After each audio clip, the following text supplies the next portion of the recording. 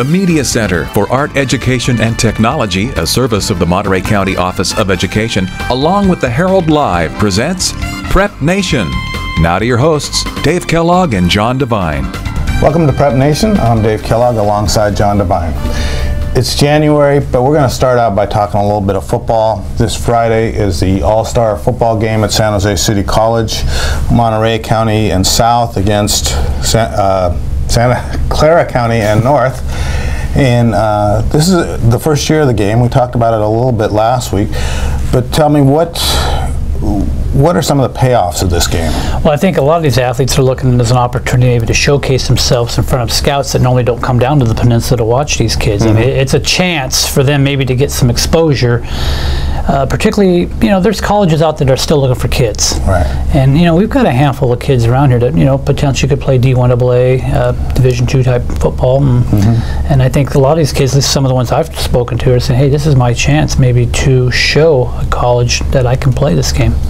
So the first round of college scholarships have probably already gone out now, but now people are starting to make decisions and fall off, so there's a second round of scholarships.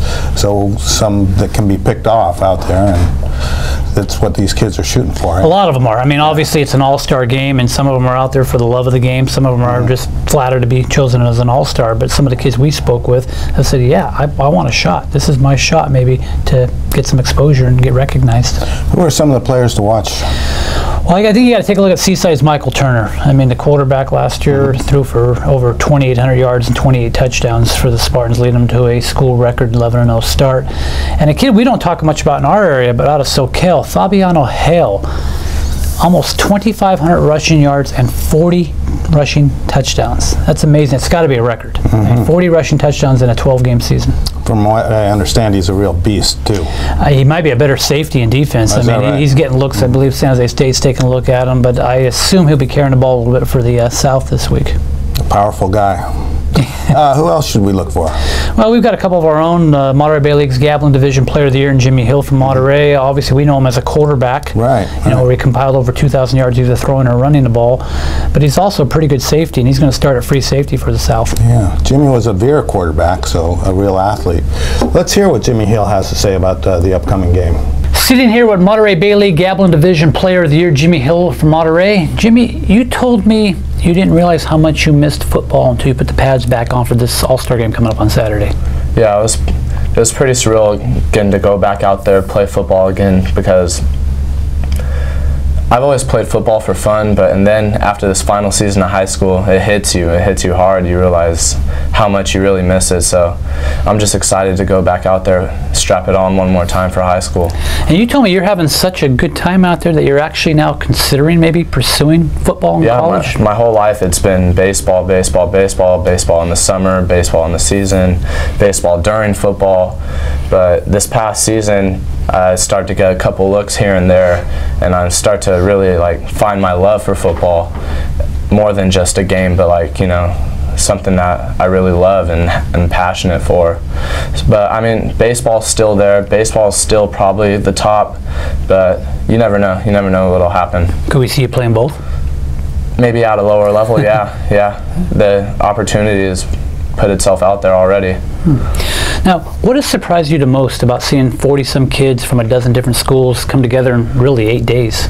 The one thing you notice is how fast you guys build chemistry together, but also the game speed, the speed of all these guys. It's like a different level. You got a couple in regular play. You'll have some slouchers, where you can maneuver your way around them, but this all-star is like a different level. Everyone's flying to the ball. Everyone's clapping each other.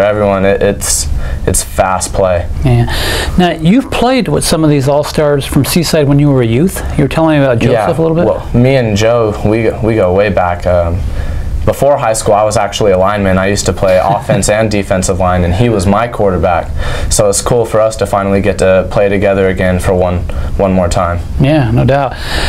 Are you guys trading logos like they do in college all-star games? My God, my helmet is stacked. I got too too many stickers. I have to put them on my back plate now.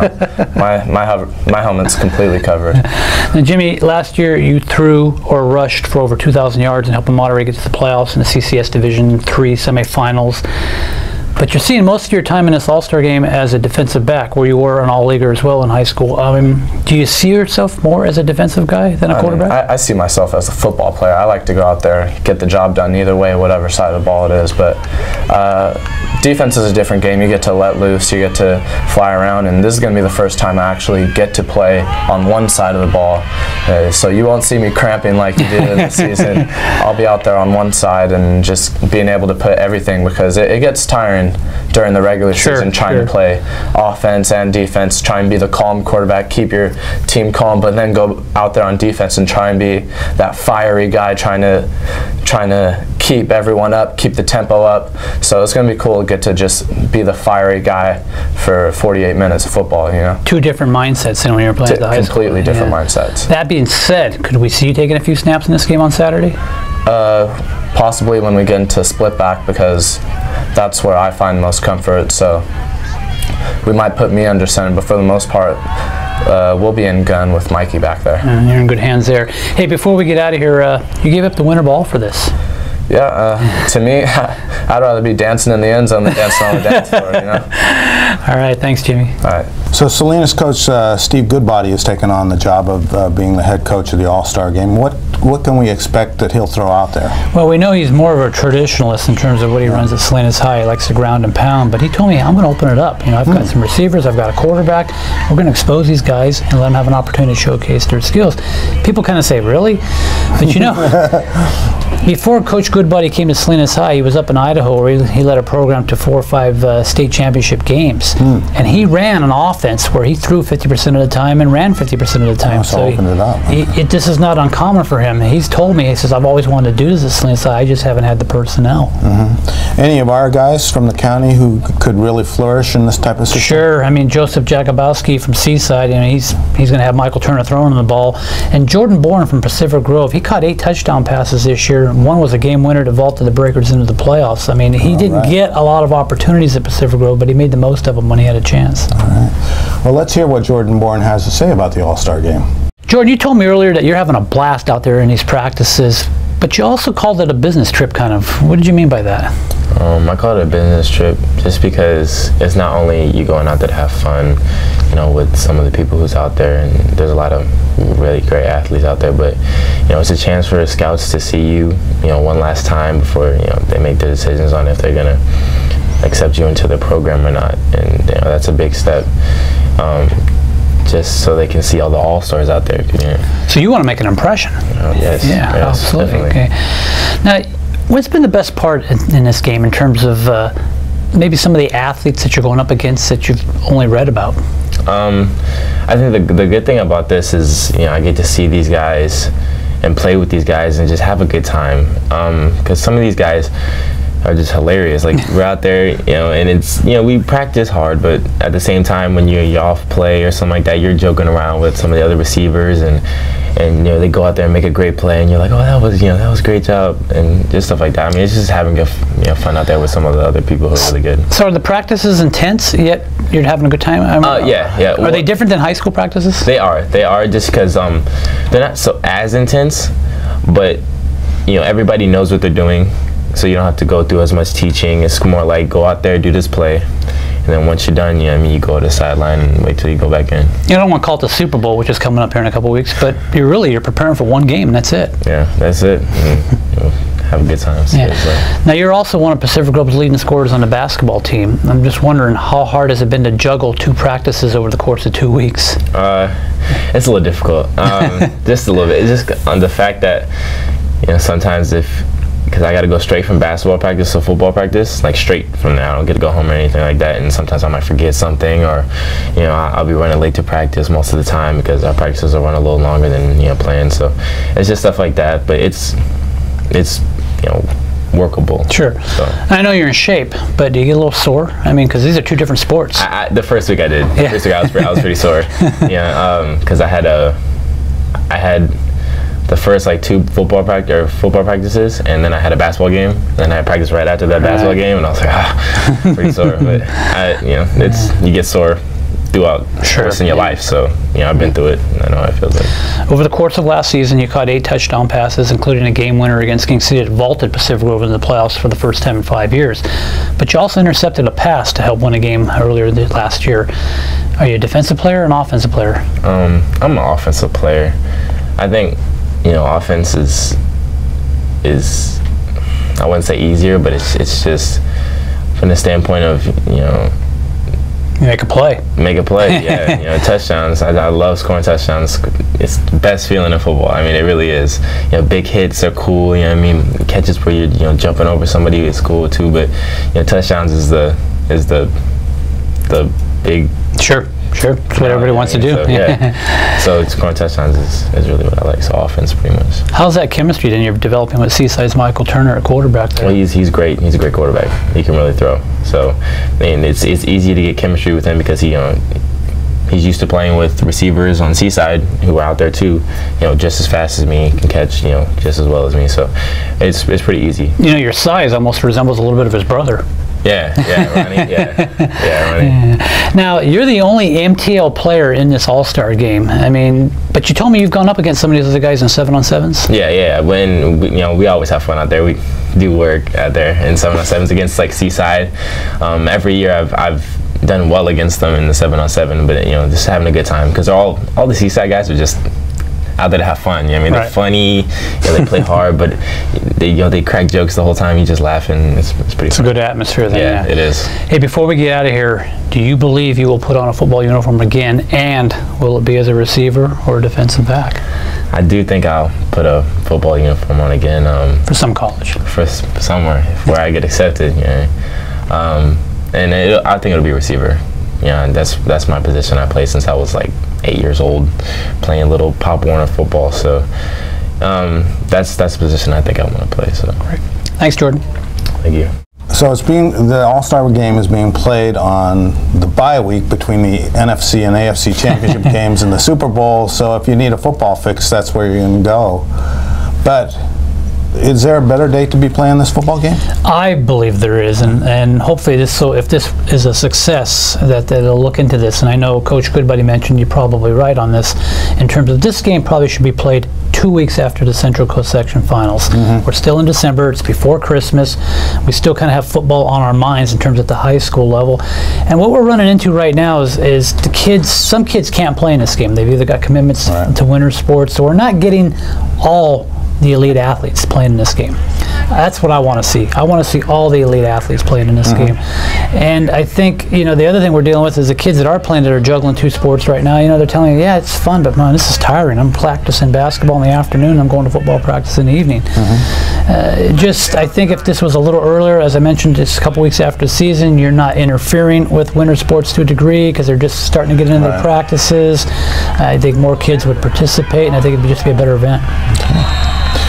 Moving now to boys basketball, speaking of winter sports, we're almost through the, are we at the second half of the We're right at the halfway point now of the league season. First half of the season for boys. Any surprises out there? San Benito for me. I mean, we knew they were going to be good, but we were projecting Seaside and Palma, and they're right there in the mix in the Scabland division. But the Baylors are 15-2, which is one of the best records in the CCS. They've only lost 2 games, one to Palma, one to Bellarmine. They've already avenged that one loss to Palma, albeit without Noah Allen.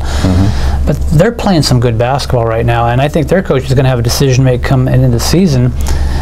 Do I go open division or do I stay in Division 1? Because Division 1 will be stacked with the Bellarmines in there. If he goes open, he's going to get a trip to the NorCal playoffs.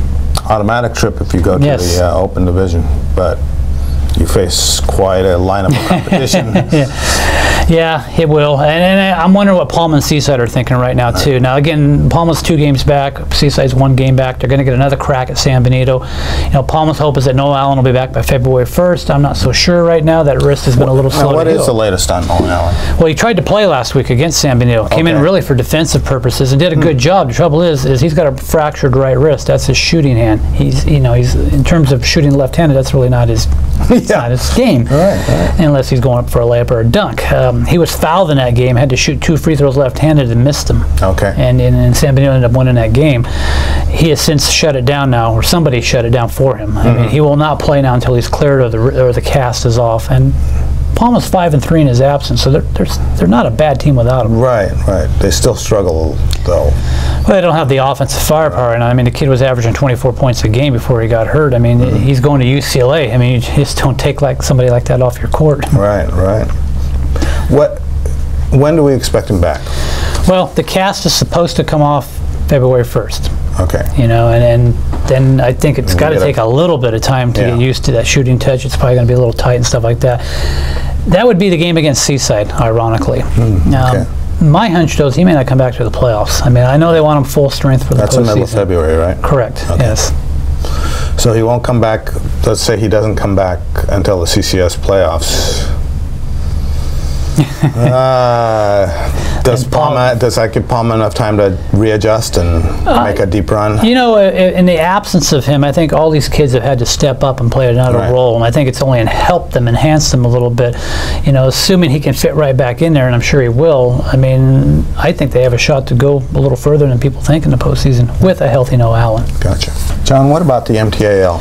Well, Carmel's right there again, as they've been the last couple of years. That wasn't a surprise, but Greenfield, off to the best start in school history in league play, jumped out to a 5-0 start. I think that surprised a few people. I know it surprised me. Yeah. I mean, this is a fun, energetic team, scores a lot of points. I don't know how much defense they play, but they shoot a lot of threes. Rudy Amesca broke the school record with 11 threes in one game earlier this year. You know, they're a team that can contend for a title. Now, the problem, again, with the MTL this year is with so many teams, with the addition of the Pacific Collegiate in New York, that they're only going to play some teams once. Okay. One of those teams is Carmel. You know, I think this is where you need to have the, home away game type situation. Right. They don't have that this year, and I don't know if that's going to come back and haunt them or not in terms of chasing a league title. So it could be we could wind up with rather strange final standings out of league because we don't have the home and home, like you say. Right. So somebody could upset another team and not get a chance for a return. Well, and take a look at girls basketball. Pacific Collegiate, who came into the league this year, knocked off King City at home. King City hasn't lost since, but they're not going to get another shot at Pacific Collegiate now, and I'm sure they're playing a little better now than they were, 2-3 weeks ago. So in the girls' case, they've taken the divisions and gone a Valley Division and a Peninsula Division. Oh. So it's almost like separate champions, but there's supposed to be a tournament at the end of the year to decide who is the actual champion. So that might be their one crack at them. How do you see that tournament going? I think, is it going to be a successful experiment? Or I don't know of any coach that likes this format right now, and in the MTL, in terms of only playing one team once. I mean, I think that bothers them. I think some of them are bothered by the fact that York and Pacific Collegiate are even in this league right now. All right. Because, I mean, York, God bless their hearts, but they just have no business in this league right now. They're getting pummeled, both in boys and girls. And I don't see how you gain any confidence out of that or even build your program getting beat by 50, 60 points every night. Yeah. Makes you not want to come out for basketball if you're getting that way, right? I hope that's not the case. I mean, and hopefully maybe this is a one-year deal. I got a feeling it's going to be at least 2 because this girl for Pacific Collegiate that we've talked about before, Morgan Green, is going to be back next year. Okay. Speaking of girls basketball, is there any surprise there? Well, Seaside. Okay. I mean, maybe not to them, but I mean, they're in a new league this year, right? And they got a new coach, a few new faces, phenomenal freshmen, and they're undefeated right now in league play. And I didn't see that coming. Again, Jessica Hare has done an amazing job in terms of transforming this program, getting these kids to buy into playing defense. I mean, Seaside's an athletic team that likes to run up and down the court, and they still do their share of that, but they're getting back and they're playing defense. And like I said, they're unbeaten right now in league play. It's not like they're a fluke. It seems like they are. I don't think so. I mean, they've beaten some teams. They've beaten Salinas already. Had a nice season last year. They went into Notre Dame and handled them pretty easy. They got a game with Christopher next week, and that's probably going to be a battle of unbeatens. Can they make some noise in the playoffs? Well, that's been kind of the problem with Seaside. When they were in the old NBO, they'd run off and win that title 7 out of 8 years, and then they get knocked out in the first round of the playoffs every year. And everybody say, what happened? And they just never seemed prepared, or maybe they were just content with being at that point. But this team's a little different right now. Let's turn now to wrestling. John, you tell me that this is one of the better years that Monterey County's had in wrestling. Well, we've got 5 teams ranked in the CCS in the top 20, which is amazing to me. And the number 1 team is Gilroy, which is in our region. And the number 2 team is Palma. Oh, okay. I mean, they're just off to this great start. They're going to these big tournaments. Kids are coming back with medals every week, and we're talking about big tournaments. I mean, they're going to be a factor, I think, come league and then come CCS. And one team not to look over is Alisal. They're playing, not playing, but competing really well right now.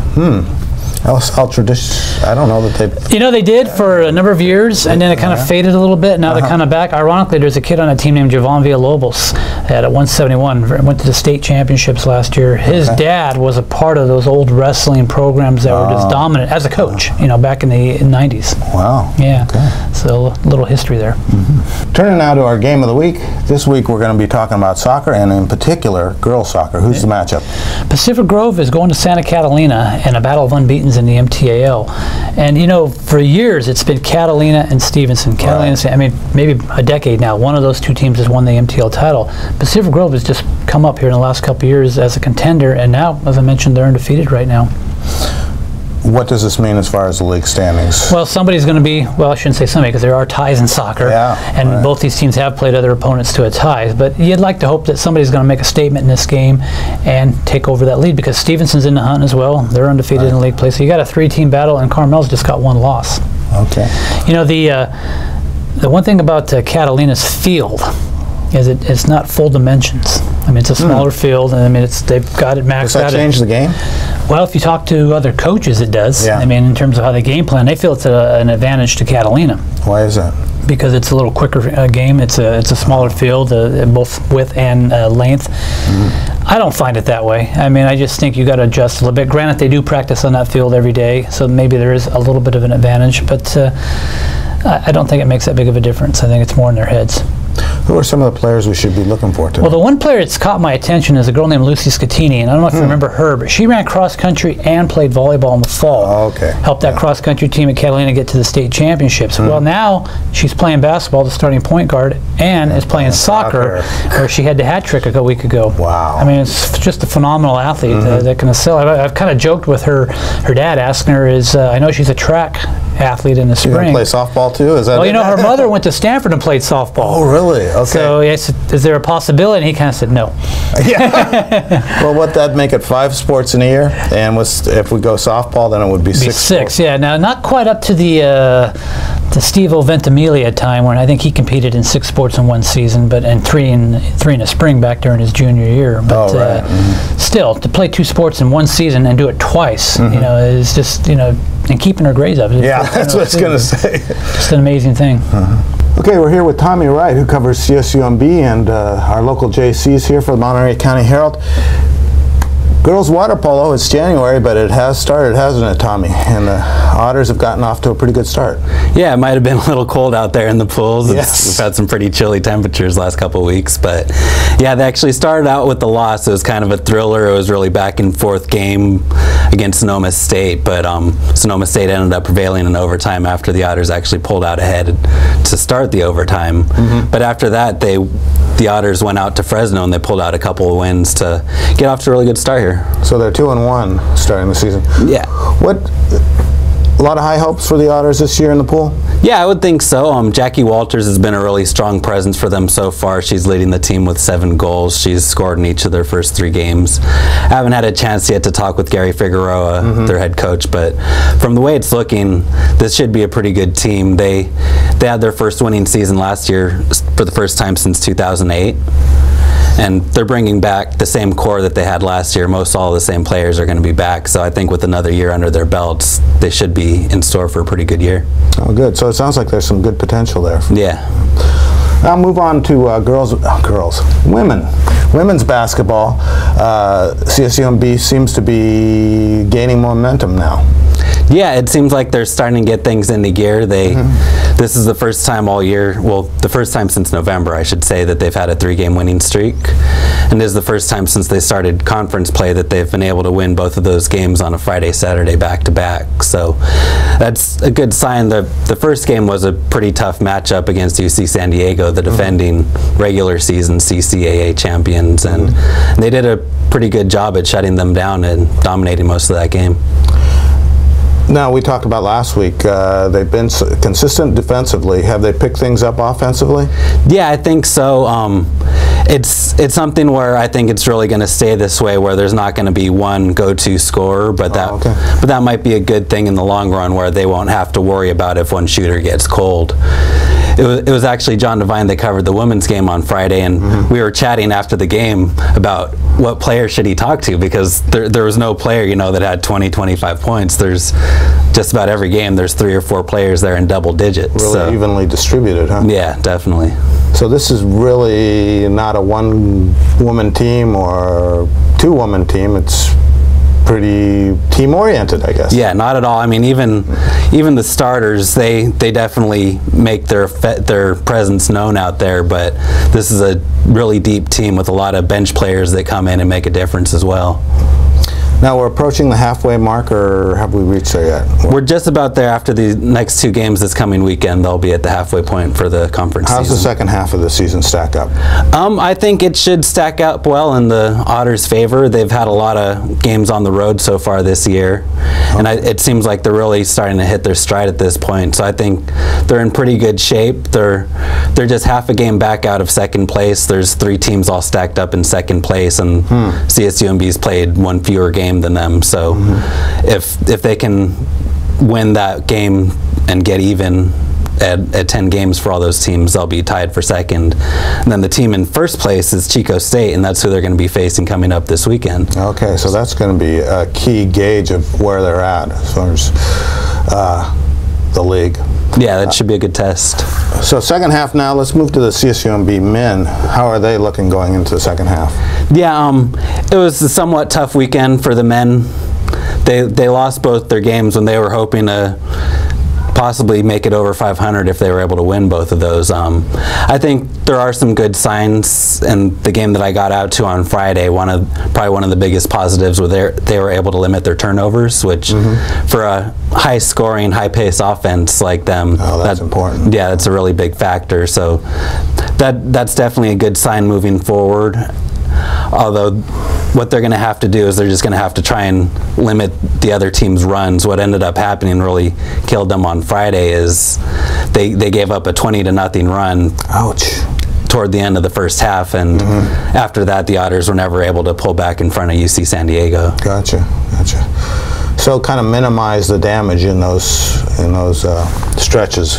Yeah, exactly. Rob Bishop said that what happened is they just kind of got out of their game for a bit, that the Tritons mixed things up a bit, and that's slowed the Otters on offense, and that, as well as some 3-point shooting, kind of burst the Tritons out into that lead. So CSUMB men have been having their problems, but it's a huge leap from last year when they won, what, 3 games? Yeah. What's the difference been?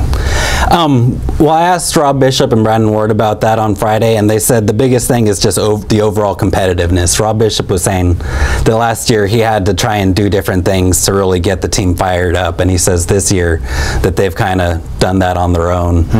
Brandon Ward definitely seems like a big spark plug that the team's going to miss once he leaves after the end of this senior season. And on a side note, most likely, is barring any injuries or anything, he'll leave after that senior season with the all-time scoring record for the Otters. But ideally, Alex Verteague will probably be able to supplement them and fill that role for them. He's become a pretty big scorer for them in his freshman year. But yeah, the biggest thing is just they're playing at a different level. I guess they're able to get that competitive fire going, which they weren't really able to do last year. That's it for PrepNation this week. Make sure to also tune in this week to Go Live, our entertainment show featuring Marcos Cabrera and Mac McDonald. Until next week, have a good one.